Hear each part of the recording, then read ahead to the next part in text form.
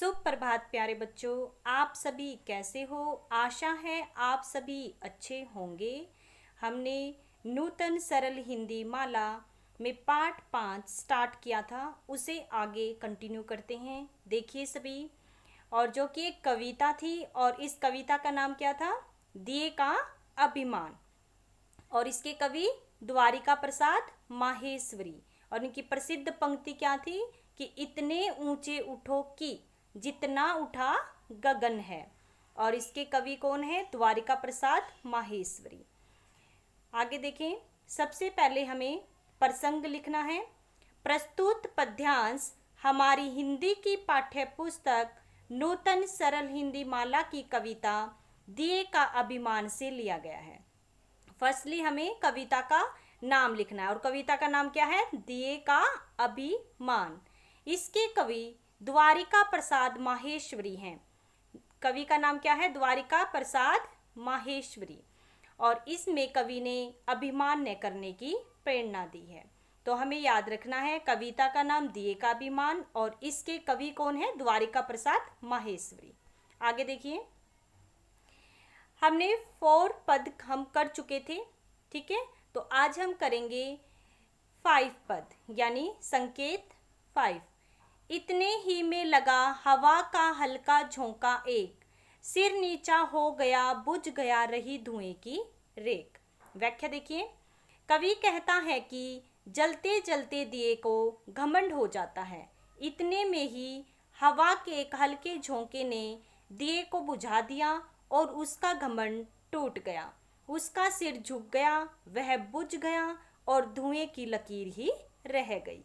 इतने ही में लगा हवा का हल्का झोंका एक, यानी जैसे ही दिया घमंड किए हुए था, इतने में ही हवा के एक हल्के झोंके ने दिए को बुझा दिया।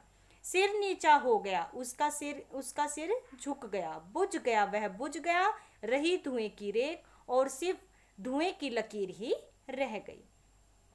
आगे देखिए,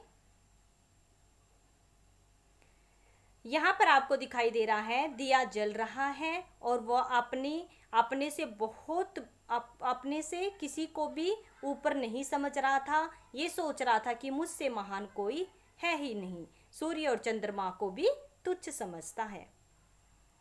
अब संकेत 6 यानी पद 6 देखें। सोचो क्या आंधी तूफानों के भी सतत प्रयास, बुझा सके रवि शशि नक्षत्रों का है कभी प्रकाश।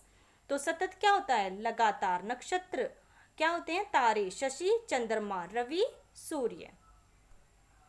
व्याख्या देखिए, कवि कहता है कि आंधी और तूफानों के लगातार प्रयास भी, यानी आंधी और तूफानों के लगातार प्रयास भी सूर्य, चंद्रमा और तारों के प्रकाश को, यानी जिनसे उन्होंने तुलना की थी, किससे की थी? सूर्य से, चंद्रमा से और तारों से। तो तारों के प्रकाश को वो कभी मिटा नहीं पाए। तो क्या दीपक की तुलना करना उचित है?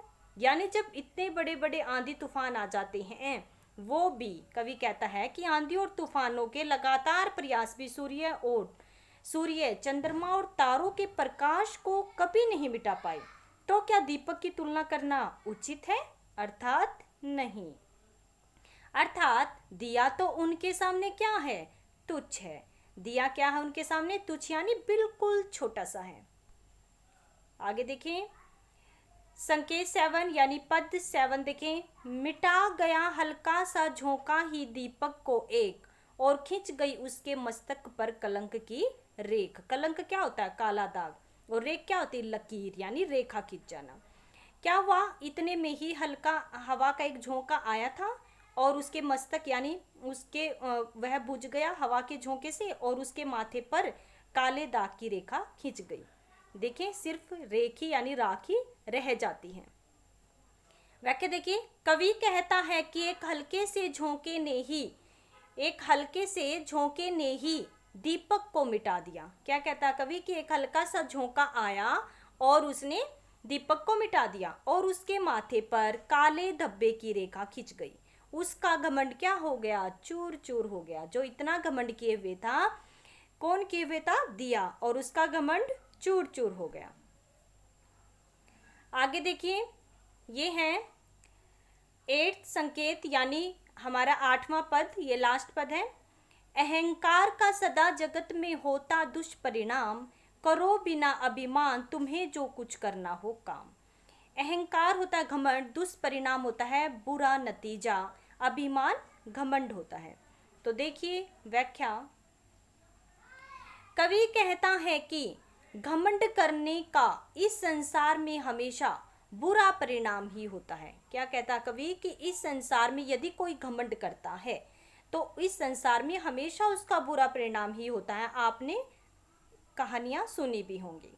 इसलिए हम जो कुछ भी काम करें बिना घमंड के करें। तो कवि कहता है कि घमंड करने का इस संसार में हमेशा बुरा परिणाम ही होता है, इसलिए हम जो कुछ भी काम करें बिना घमंड के करें। और भावार्थ में क्या लिखोगे? भाव यह है कि अगर हम घमंड करेंगे तो उसका बुरा परिणाम ही हमें भुगतना पड़ेगा। और विशेष में फर्स्ट लाइन लिखोगे, भाषा सरल एवं सहज है। सेकंड, भाषा भावानुकूल है व चित्रात्मक है, यानी चित्र के माध्यम से समझाया गया है और इसके अर्थ यानी भाव को समझाते हुए ये कविता लिखी गई है। ठीक है, तो ये आज हमारी कंप्लीट हो चुकी है। धन्यवाद। आप सभी का दिन शुभ हो और इसे अपने फेयर नोटबुक में सभी राइट